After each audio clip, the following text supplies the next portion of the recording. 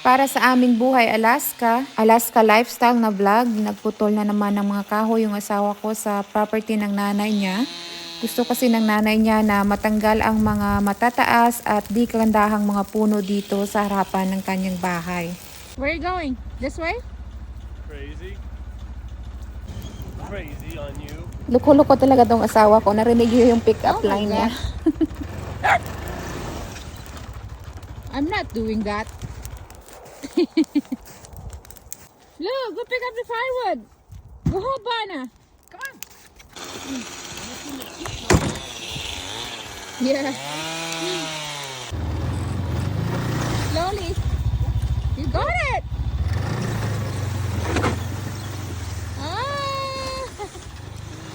Nakakabilib tong binan ko. Nasa 65 years old na yata yan siya. Pero nagdadrive pa rin yan ng snow machine, ng four-wheeler at sumasama din yan sa hunting. Tingnan nyo to oh. Puno din ito. Pero no, bilog. Na parang mga chorizo. Keep going. Keep going. Good. Good. Tumulong din ako ng konti sa paghakot ng mga kahoy pero yung mga maliliit lang na kahoy yung pinagbubuhat ko kasi hindi pa akong pwedeng magbuhat ng sobrang bigat na mga bagay dahil yung mata ko hindi pa rin magaling. Medyo masakit at namamaga pa din. Ginagawa namin ito every year, every time na malapit na yung spring, nagsistart na ng magputol ng mga firewood yung asawa ko para maipon ito for the next winter. Kung hindi ako inoperahan, mga ilang kahoy yan kang kaya kong buhatin kagaya ng aking biyanan.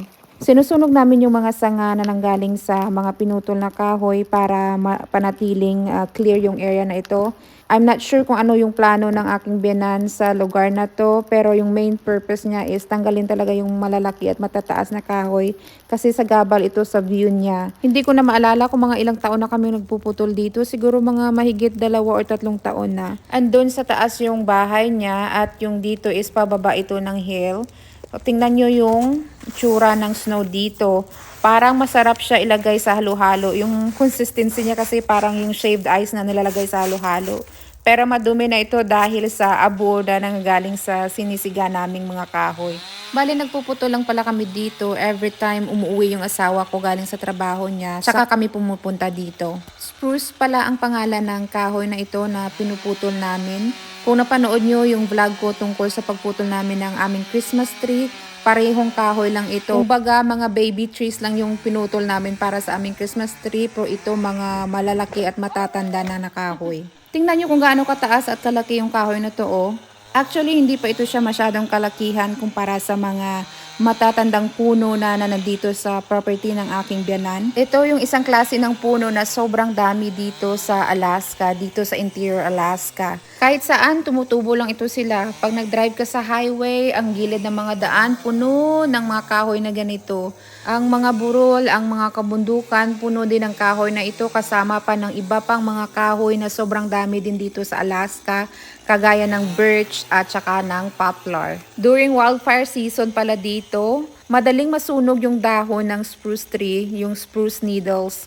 Kaya mabilis kumalat yung apoy dito pag yung wildfire ay tumama sa spruce forest. So, ganyan kalaki yung puno na yan, oh, kumpara sa blade ng chainsaw. Tapos, nakikita nyo ba yan? Yung parang bilog na parte ng puno.